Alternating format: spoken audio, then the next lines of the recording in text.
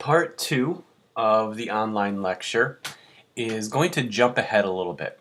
So we've talked about what the slow decline of Teotihuacan looked like in Monte Alban, um, but I haven't really given you reasons as to why. And archaeologists think that they know, especially the time period between AD 700 to 900, why this is.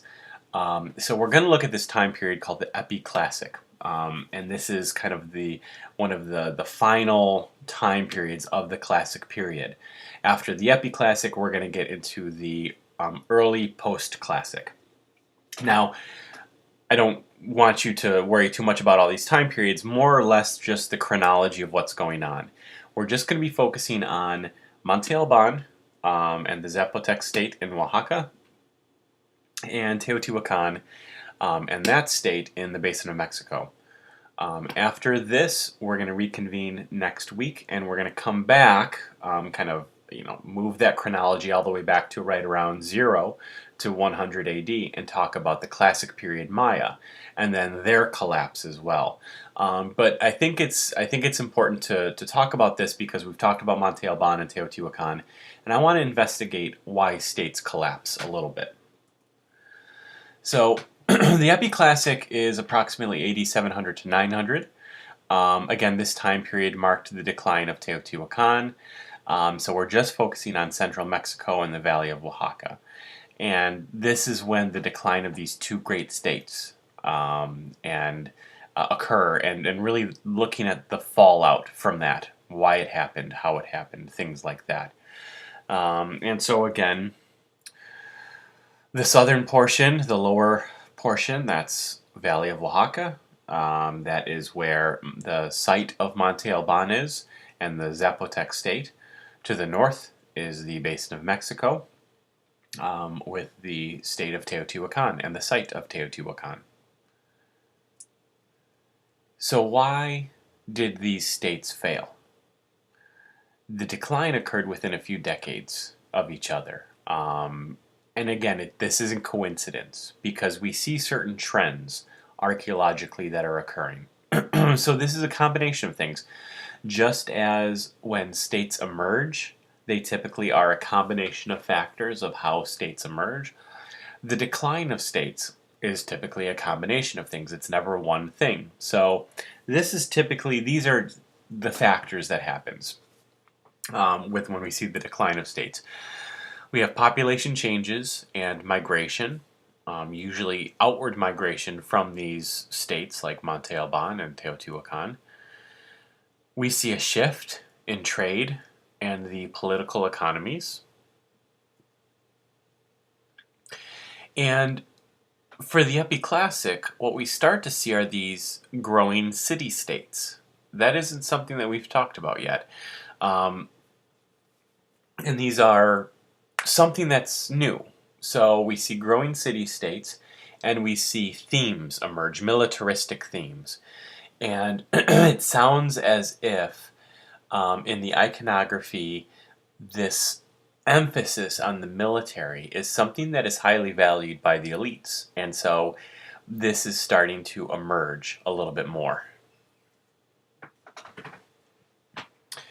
And furthermore, these three things aren't isolated. This isn't just happening in one area. These are events that are what we call pan-Mesoamerican. They are occurring across Mesoamerica at this time. And so we see the emphasis of warfare.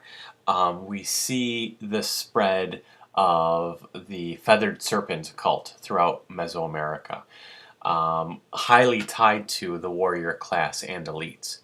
And we see a very large emphasis on human sacrifice. Now, human sacrifice has been going on since the Archaic period, but we see at much higher levels the emphasis. It's in the iconography, it's in the archaeological record. We see a lot of this stuff. So we're going to be talking about these individual factors as well as what we refer to these kind of pan-Mesoamerican traits. So the first factor, population shift and migration. By 8700, people began to move away from both Teotihuacan and Monte Alban. And as I've discussed before, as folks move out of these large cities, the elite lose their labor pool. They lose, people are their number one resource. Without people, there's nobody to grow the food. There's no craft specialists. They lose the basis of their economy. So this really weakens the elite class. At both Teotihuacan and Monte Alban, the major population shift is towards the south. Both populations tend to move towards the south. Something is attracting them there. And in general, we see population continuing to grow all over Mesoamerica. So why do we see this shift? Why do we see this outward migration? Part of it might be that there were better opportunities for the economy, for craft specialists. It's a complex question, but hopefully we'll start to answer why we see this shift. But again, it's a classic case of people, when things aren't going their way, when the elite class is not particularly engaged or providing for the middle and commoner classes, the people just up and leave. We also see a shift in trade and subsistence. And this again is a combination of factors that aid in weakening the economies of both of these great states. Like I said before, these elites couldn't and didn't provide resources for the population. Some people that stayed around ended up being weakened and dying of malnutrition because they were not given food. So this is a great instance of the elites just couldn't provide, and their resource base and their power base really shrunk down. We also, and I mentioned this in the end of the Teotihuacan lecture, we have evidence of climate change during this time. The dry season for decades now is very, very dry, and it's very risky to plant then.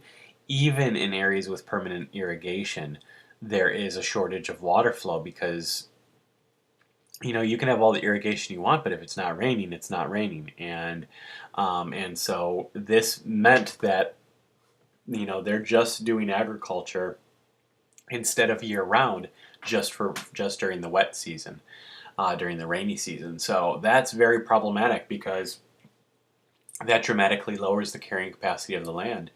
And now all of a sudden, the 90,000, 100,000 people at Teotihuacan, the land can't provide for all of them. So that's very problematic. We also see a shift in trade. As resources at the capitals are dwindling, those migrating out include the full-time craft specialists. So, they are the ones creating the product. They are the ones that drive the economy. They were the ones we talked about, all the different types of specialists at Teotihuacan, all the different areas, the neighborhoods, the obsidian specialists, the jewelers, the mural painters, the stone mask carvers. They were the driving force behind the economy, and when they leave, the elites don't have anything to trade all of a sudden. So that's a large aspect of the economy, and they go to look for work elsewhere. And then we know at Teotihuacan that the elites lost control of the Pachuca obsidian mine, which is the one that is the kind of the green gold color, which was highly sought after, especially in areas outside of the Basin of Mexico. The Pachuca green obsidian was a major factor for the rapid accumulation of large amounts of wealth by the elite at Teotihuacan. They were the ones that, they were trading this obsidian outside all the way down to the Maya areas, up north into the southwest. It was going everywhere. And so we see the loss of this. All of a sudden, we notice that there isn't as much Pachuca green moving anymore. They are disconnected from this highland-lowland trade system. So, we also don't see the Teotihuacan pottery show up. In areas we talked about, in areas that they controlled and influenced, people were mimicking their styles of pottery and the art and the symbols and stuff like that. We don't see Teotihuacan artifacts during this time as much. And so, again, the shrinking power structure of Teotihuacan is happening.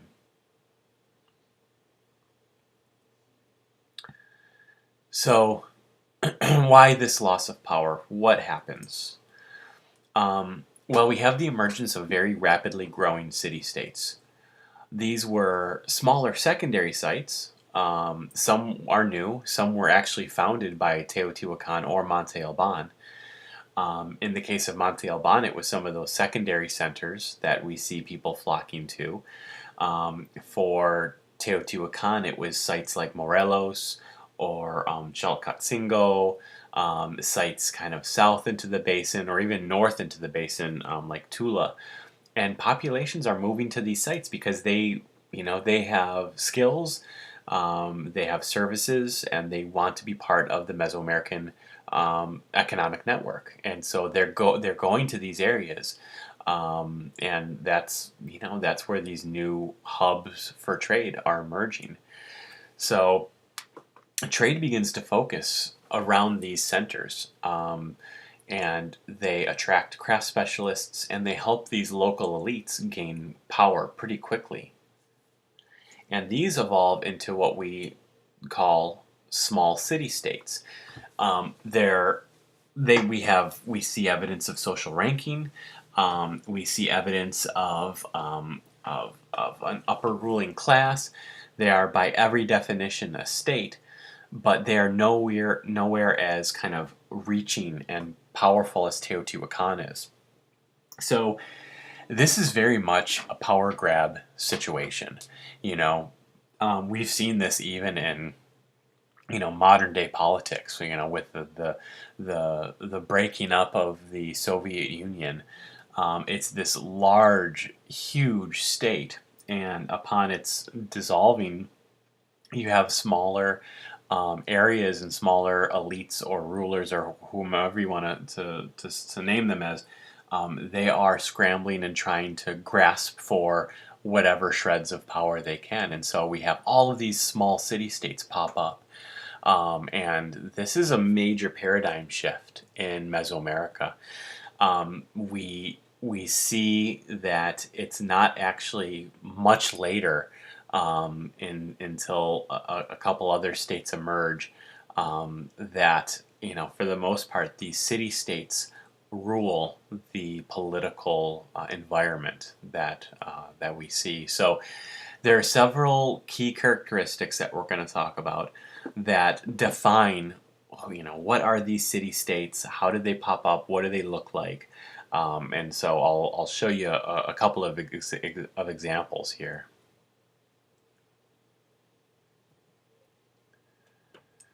One key characteristic is that these city-states they emphasize a militaristic lifestyle. This is a general theme of the Epi-Classic, and it really started, we saw it when we talked about the shifting power of the elites in Teotihuacan. Somewhere around AD, about, I think it was 5, 6, 700, somewhere in there. There was the defacing of the Temple of the Feathered Serpent, and a new regime was put in place, and they started emphasizing this militaristic theme. And so we know that these city-states are acting very similarly to competing chiefdoms, but they're much larger scale. These city-states are vying for the remnants of power that were left behind by Monte Alban and Teotihuacan. They're competing for resources, they're competing for population, they're competing for access into the trade economy, and so they're settling in very defensive locations. This site right here that's pictured is Xochicalco. This site was created on Malpais, which is a term that means it's an old lava flow, and so it's very defensible. It's in a very good hilltop position, and then they would build kind of defensive structures around it. So Xochicalco was a great example of a city-state that sprang up. Now it was a site beforehand, but it wasn't near the magnitude that it became once Teotihuacan was in full decline. And so some other aspects of Xochicalco: very fortifiable position. Again, heavy iconography on warriors. It's hard to tell, but in this mural on the side, we see the iconography depicting, both the feathered serpent on this one. We see the feathered serpent here weaving its way through the carving. And then there's a special, there's the Pyramid of the Plumed Serpent, and then it has the 12 warrior masonry carving. And it's hard to tell, but those are 12 warriors on the side with atlatls and shields and the costumes and outfits of warriors. And so this is something that, again, I'm going to say this quite a few times, pan-Mesoamerican. It is something that we see throughout Mesoamerica at this time.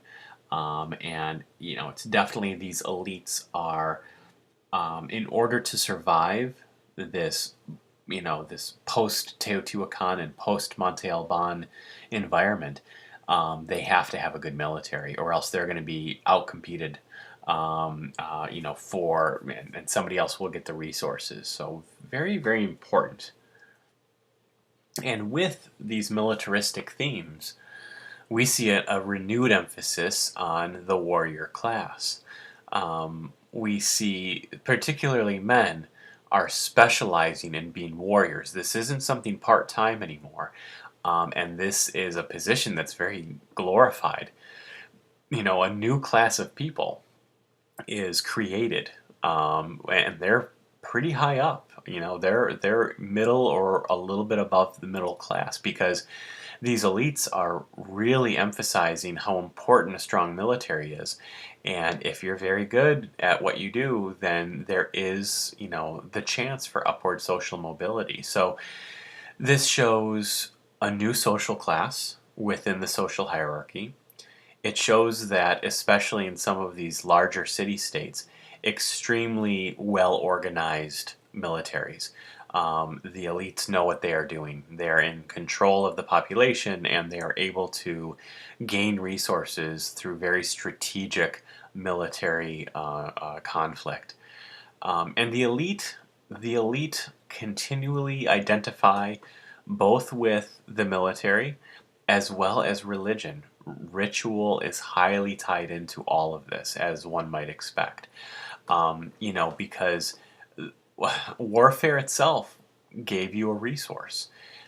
It gave you resources. You might conquer new land. That includes, X amount of people that are now paying tribute to your state, that are participating in your economic network, that are, taking part in your markets. That's a big time resource. But also, and this is interesting, but another resource is literally people. In these military campaigns, captives were taken and they were sacrificed. And so you gained sacrificial victims, which is, as strange as it may sound, it's literally, it's in the ritual realm of things. It is a large resource. So it's a big deal. Warfare, very much tied to religion and the elite ideology at this time. Now, continuing on with this idea of religious identity and ritual, the feathered serpent, we see this again becomes a pan-Mesoamerican phenomenon. And they are regarded as the feathered serpent cult. I'm sorry again, the image is cutting off the text there, but what it says is that it spreads from the Gulf Coast, kind of the middle or southern kind of Gulf Coast, across Mesoamerica all the way to the West Coast. And it really is, it's pretty amazing. It's all of a sudden, all of these city-states, I mean, because before we did see the feathered serpent, it was something that, was definitely iconographic um, in Teotihuacan.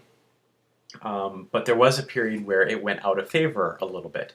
Now it's in a big way, and so the elites especially are identifying very much with the feathered serpent, and this is almost as if, I mean, you do have to be initiated into the feathered serpent cult.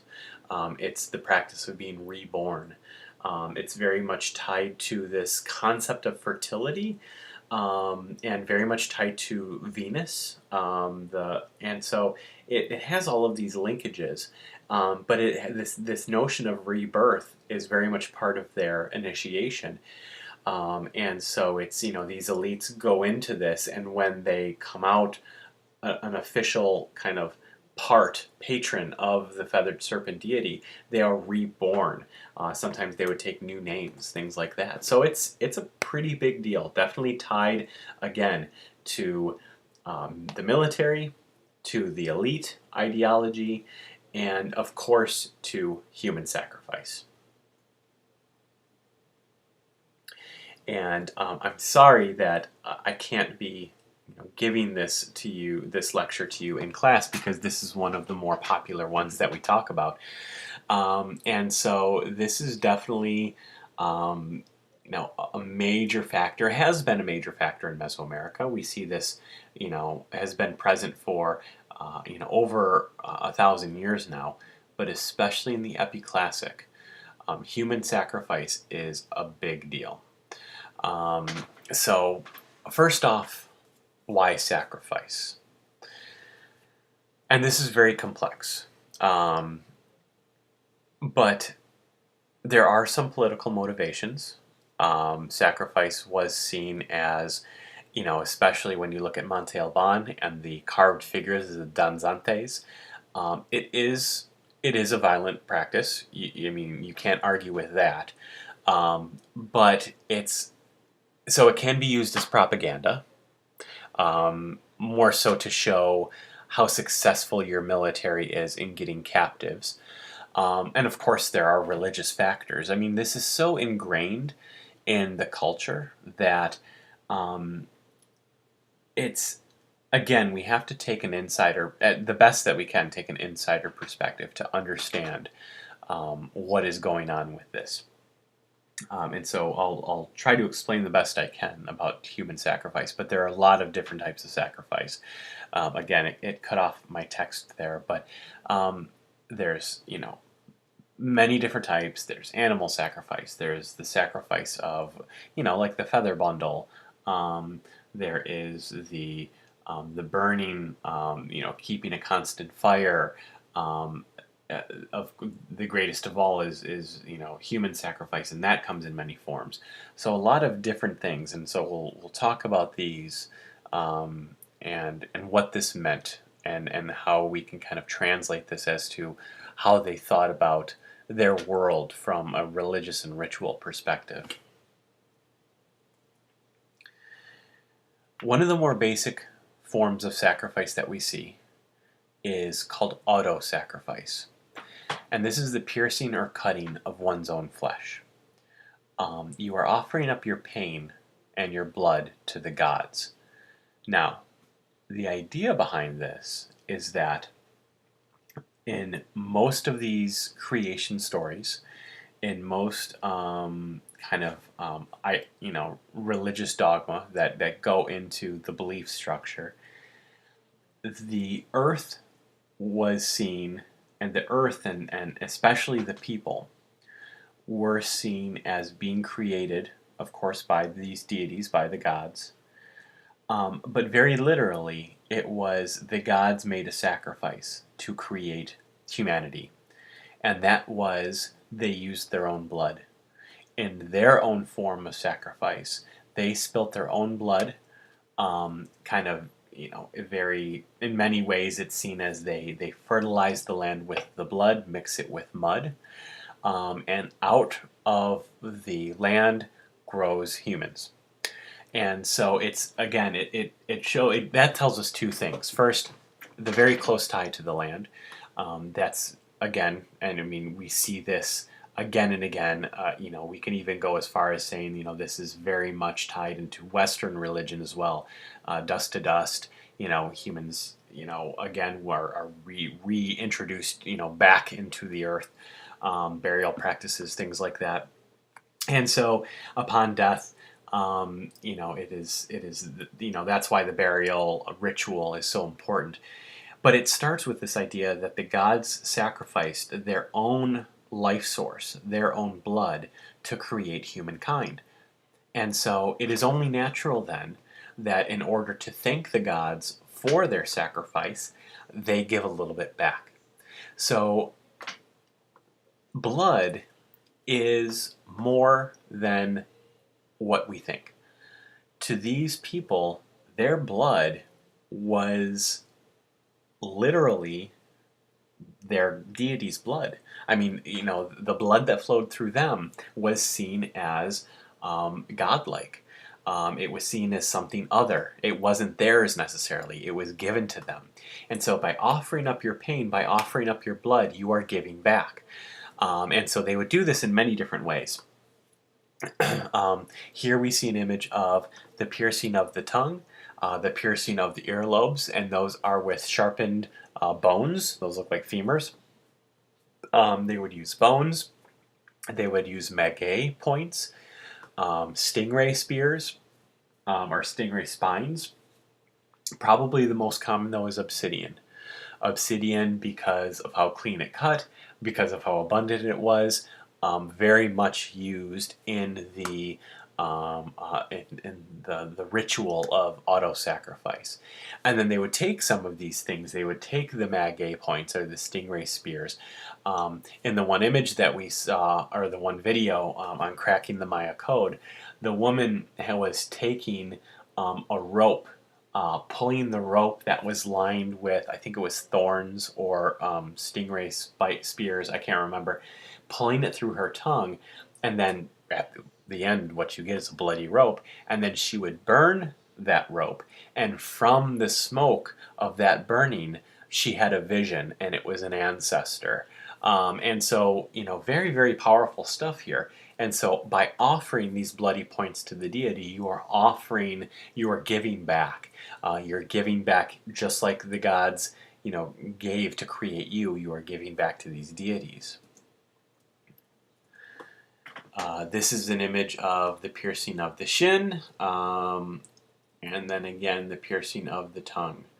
And so we see literally everything and anything could be mutilated in order to achieve auto-sacrifice. Something as simple as, piercing your skin. We know that men would pierce their genitals, the ears, the nose, anything and everything. So auto-sacrifice, probably the more common type of ritual that we see. We also see animal sacrifice. Certain types of animals are related to certain deities, and so they might kill certain animals that have a special relationship to that deity. Again, it's very contextual. It really depends on what deity you are, what the ritual is about. What is your end goal here? Are you asking for this? Are you asking for that? Are you praying to Tlaloc or the feathered serpent?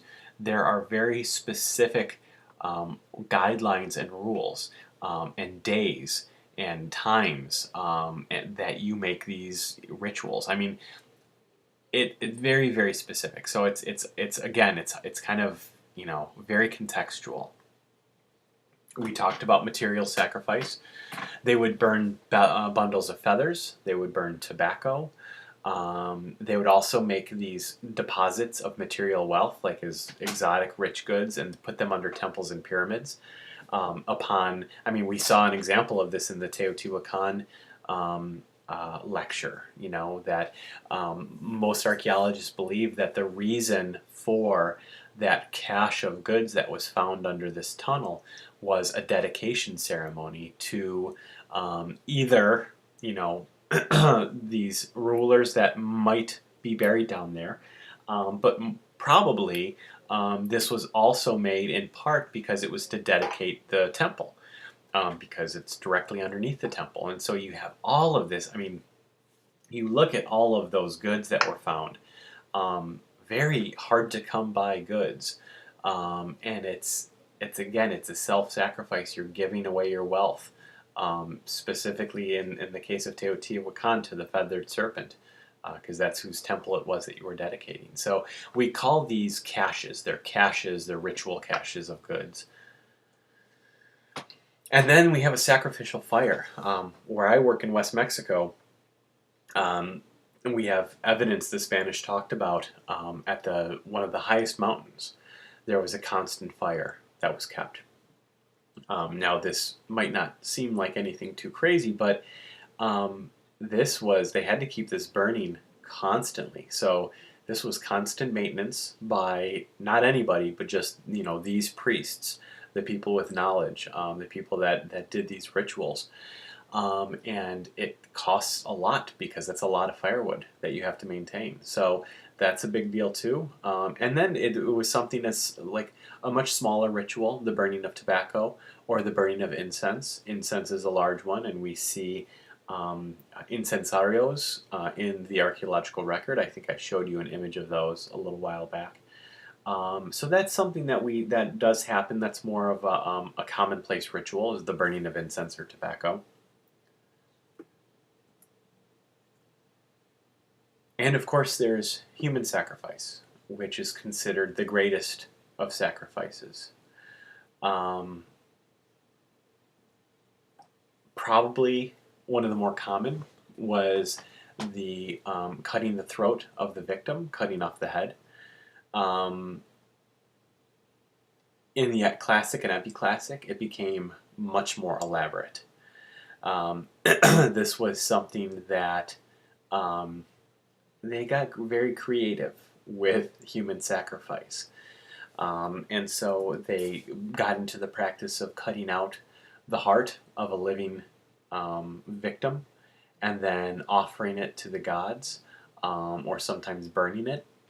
You can see the image right there, the heart that's kind of, I guess it floated up from the priest's hands. And that's typically the depiction of the heart. And these were done on top of these temples. Again, the temples, the main plaza, all of this was their main ritual area. The civic ceremonial center, this is very much a ritual ceremony. And then the individual was dropped down the temple stairs and dragged away. And so, again, we see blood again and again. And, in Western culture, there's such a large taboo about it. But to them, blood was sacred.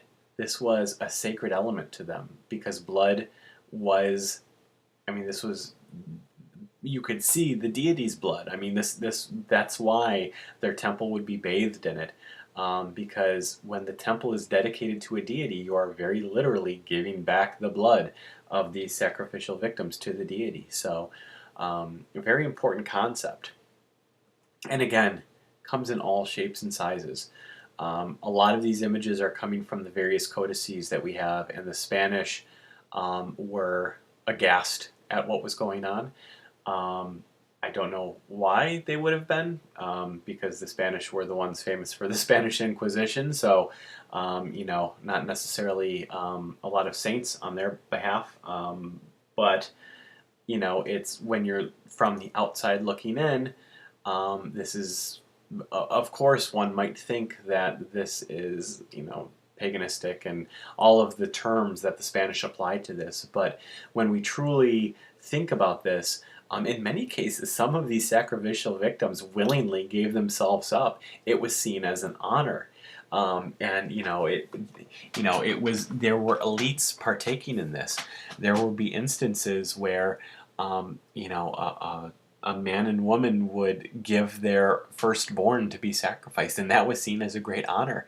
So again, we have to really, kind of deconstruct our our ideas and notions and preconceived conceptions of what human sacrifice is. And yes, it does come off as violent, and yes, it is bloody, and in many cases gory, but from their perspective, this is a very holy ritual. And so again, we see it again and again. In this case, it's the image to the right showing the Aztec god of death. We will be talking about the god of death. That is a statue that was constantly bathed in blood, the god of death. And you see the arms and legs and torso of the sacrificed victim on the steps of the temple there. So very, very important for aspect of this. They would do a lot of things. They would burn victims alive. They would drown victims. They would, for example, in Chichen Itza, we haven't talked about Chichen Itza yet, but it's located in the northern Yucatan. There is a large sinkhole or cenote with water at the bottom, and they were very famously known that they would take people and march them right off into the cenote and push them down, and they would drown. So very different types of sacrifice, all contextual, all based on the ritual and the deity and all that kind of stuff. And again, perhaps a form of propaganda, but a lot of these, especially the sacrificed captive warriors, would be displayed on skull racks. And again, this has overlapping layers of meaning. This is political propaganda. This also shows the might and power of the state, especially if these represent captive warriors from other groups. And then we see them, not the literal skulls, but we see this in the carving, in the art. We see skulls and skull racks becomes a huge part of the iconography at this time. This is one found later. Those particularly there are Spanish, and then the poor horses too, depicted on the skull rack. So yes, this shows the power of the state. The ball game now is associated with human sacrifice as well. Sometimes there would be a large portion of the week dedicated to sacrifice. There would be multiple victims, special platforms called chakmuls. I'll show you an image of a chakmul. And that's a special area where the sacrifice would be held, where the heart would be placed upon removal from the captive victim's chest, and potentially burned.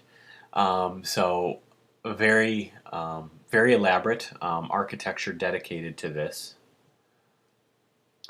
This is an image. This is this person was chosen, and this was seen as a great honor. They were chosen at during a certain time period, and this is an Aztec ceremony. This person was given all the luxuries of life for 1 week. They were the most important person in that society. Usually a man. He was given everything he wanted for a week, and then at the end of the week there was a large ceremony. He was placed in an arena. He was given a weapon made of flowers and a shield made of cloth, and they would pit him against 4 or 5 or more warriors that had, real weapons, and he was sacrificially killed. But again, seen as an honor, seen as something that this was a privilege to be sacrificed in this manner. There is an image of a chakmul. These individuals are usually on their backs, propped up, looking to the side. There's another image.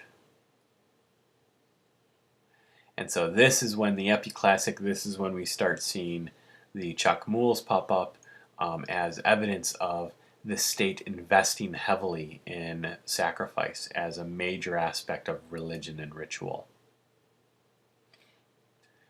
So again, these are many different forms of human sacrifice, and there is an artist's depiction of the uh, pushing off the edge of the into the sinkhole.